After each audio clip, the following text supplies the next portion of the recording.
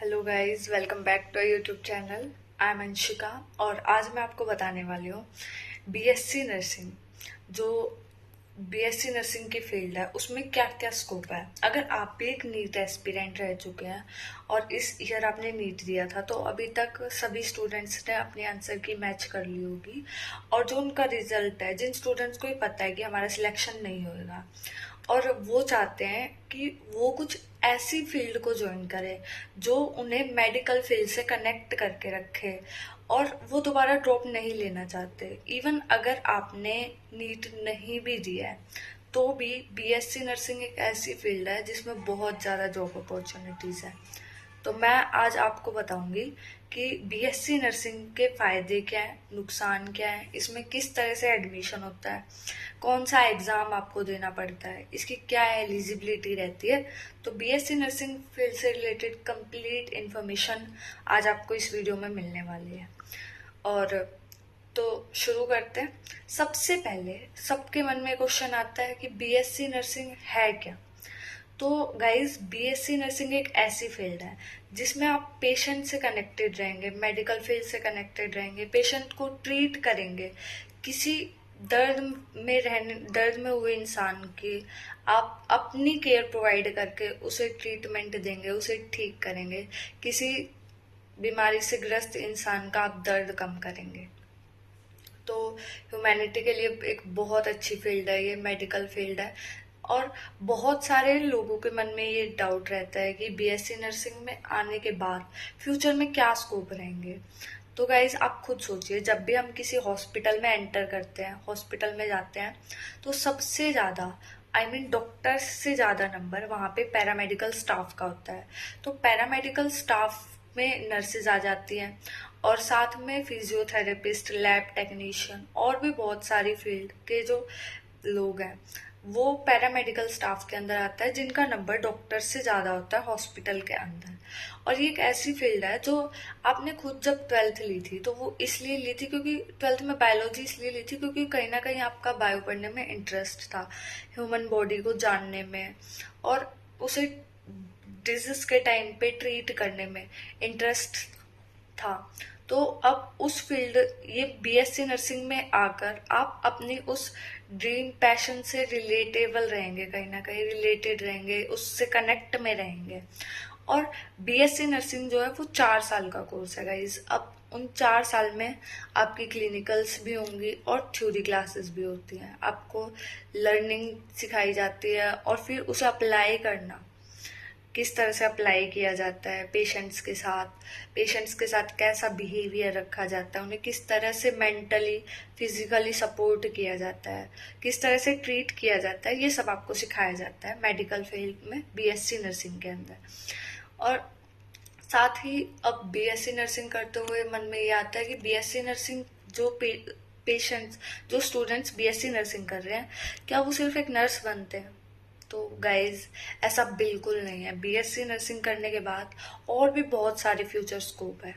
BSc nursing करने के बाद आप एक रिसर्चर बन सकते हो, आप एक ट्यूटर बन सकते हो, गाइड करने वाले बन सकते हो, टीचर बन सकते हो। आप एक टीचर के लिए आपको सबसे पहले बीएससी नर्सिंग करनी होगी, उसके बाद आपको एमएससी नर्सिंग करनी होगी। एमएससी नर्सिंग करने के बाद एमएससी नर्सिंग होगी जो वो किसी एक पर्टिकुलर फील्ड में होगी, पर्टिकुलर सब्जेक्ट में आपकी स्पेशलाइजेशन होगी। इट कुड बी फार्मेसी और community health, mild staff nurse हो सकता है गाइज। और एमएससी नर्सिंग कर सकते हो आप। एमएससी नर्सिंग के बाद आप टीचर बन सकते हो।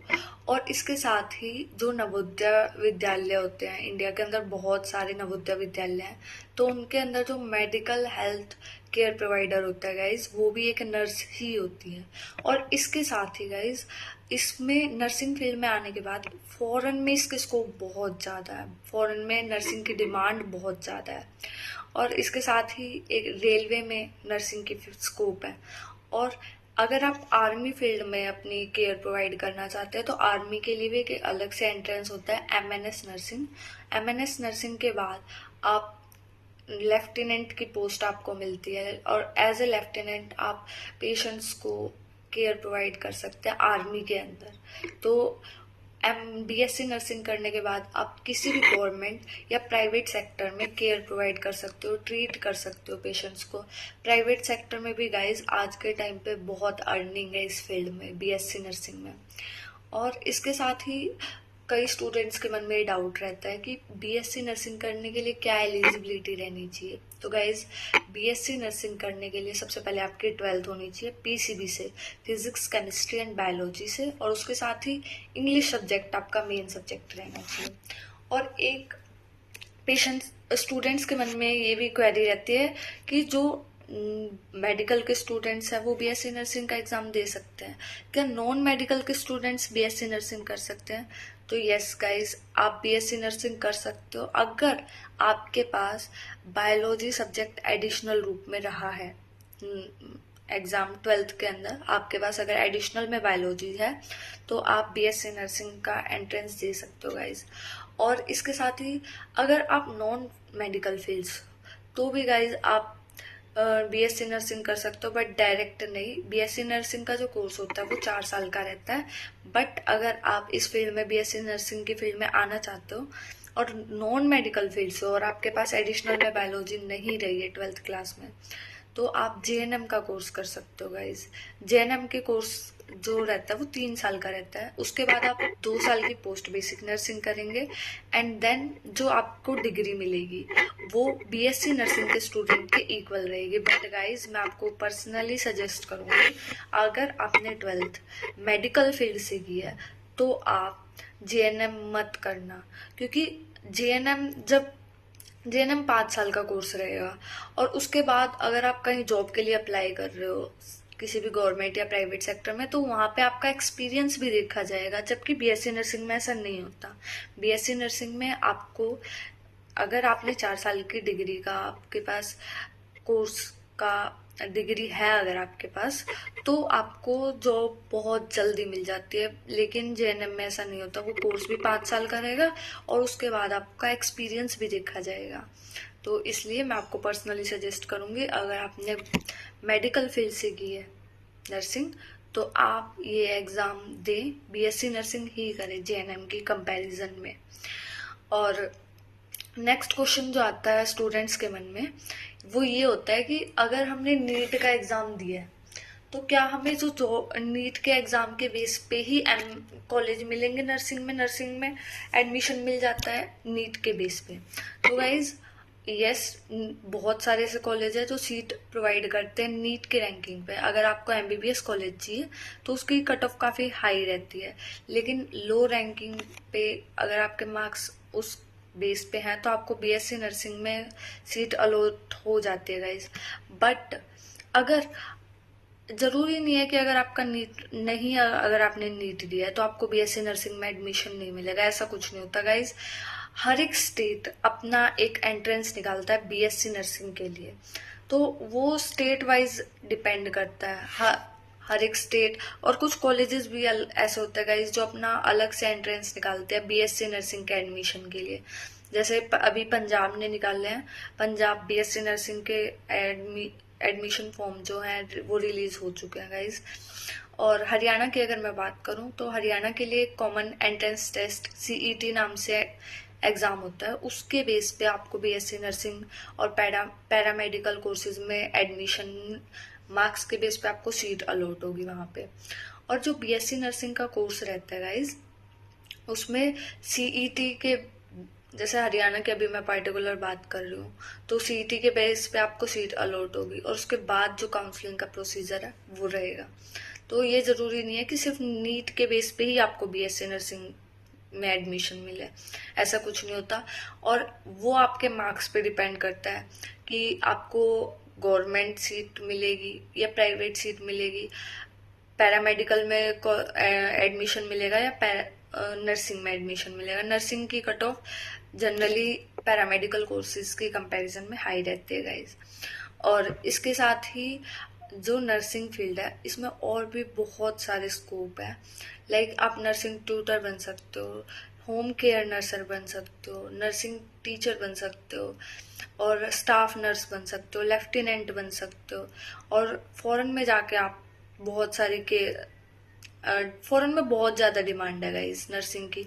बहुत से लोग तो नर्सिंग ही इसलिए करते हैं क्योंकि उन्हें फॉरेन में जाना होता है। तो समझ रहे हो, फ्यूचर में बहुत ज़्यादा स्कोप है नर्सिंग के। मैं पर्सनली आपको कहूँगी नर्सिंग फील्ड में बहुत ज़्यादा जॉब अपॉर्चुनिटीज़ हैं।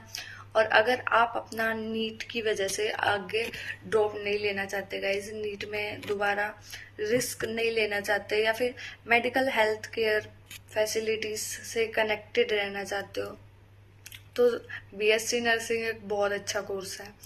और रही बात एंट्रेंस की, तो हर एक जो यूनिवर्स कॉलेज होते हैं वो अपना अलग से एंट्रेंस निकालते हैं, कुछ स्टेट वाइज निकलते हैं।